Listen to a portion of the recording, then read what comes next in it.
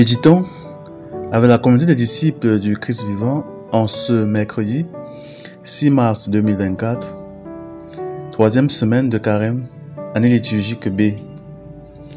Évangile de Jésus-Christ selon saint Matthieu au chapitre 5, versets 17 à 19. En ce temps-là, Jésus disait à ses disciples: « Ne pensez pas que je sois venu abolir la loi ou les prophètes. Je ne suis pas venu abolir, mais accomplir. Amen, je vous le dis. Avant que le ciel et la terre disparaissent, pas un iota, pas un seul trait ne disparaîtra de la loi, jusqu'à ce que tout se réalise. Donc, celui qui rejettera un seul de ces petits commandements et qui enseignera aux hommes à faire ainsi, sera déclaré le plus petit dans le royaume des cieux. Mais celui qui les observera et les enseignera, celui-là sera déclaré grand dans le royaume des cieux. » Acclamons la parole de Dieu. Méditation. Frères et sœurs en Christ, que le Seigneur soit loué en tout temps.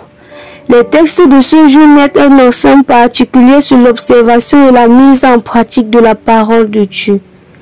Cette parole qui nous a été donnée par Dieu sous forme de la loi et qui s'est accomplie avec Jésus, le Sauveur de l'humanité.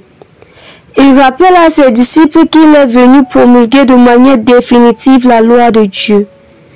Il fait cela par sa prédication et surtout par son sacrifice à la croix. Plusieurs personnes pensent qu'il est judicieux de se débarrasser de la loi et de ne prendre en compte que ce que Jésus a fait. Alors, ils préfèrent escamoter et boycotter la loi en disant que c'est l'ancienne alliance et qu'il faut observer et vivre la nouvelle alliance apportée par Jésus. D'autres relativisent au point de trier et faire ce qui leur plaît, les arrange et rejettent ce qui ne leur convient pas. Détrompons-nous, mes frères et sœurs.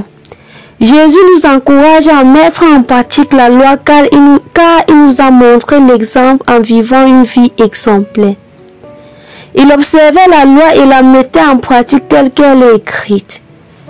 Ne soyons pas de ceux-là qui sont prêts à tout pour relativiser la parole de Dieu, qui pensent que la loi est dépassée et qu'il est impossible de la vivre.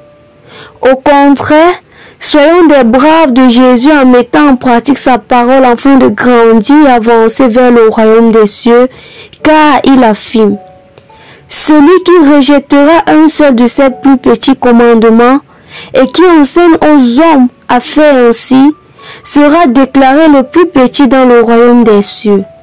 Mais celui qui les observera et les enseignera, celui-là sera déclaré grand dans le royaume des cieux. » La question que nous aimerions que chacun se pose est la suivante.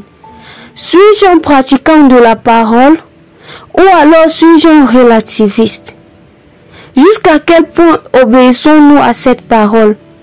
Sommes-nous prêts à la fructifier afin d'attirer les âmes égarées au Seigneur? Sachant que la parole de Dieu n'est pas un étalage où chacun peut venir et faire le choix de ce qui lui convient et rejeter ce qu'il juge difficile. Le Seigneur sait que ce n'est pas facile, mais sa grâce est disponible pour soutenir celui ou celle qui veut l'obéir jusqu'au bout. Profitons donc de ce temps de carême et demandons la grâce au Seigneur d'être les pratiquants de sa parole. Prions. Père 3 fois saint, nous te disons merci pour cet enseignement que tu nous donnes en ce jour. Donne-nous de vivre en accord avec ta parole sans rien ajouter ni diminuer. Intercession.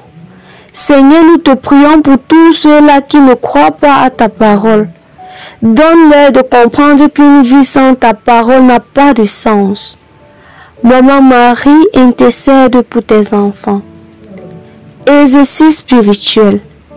Méditons durant cette journée sur toutes les choses qui nous empêchent de vivre totalement la parole de Dieu. Demandons au Seigneur la sagesse et la grâce de s'en libérer. Loué soit Jésus-Christ.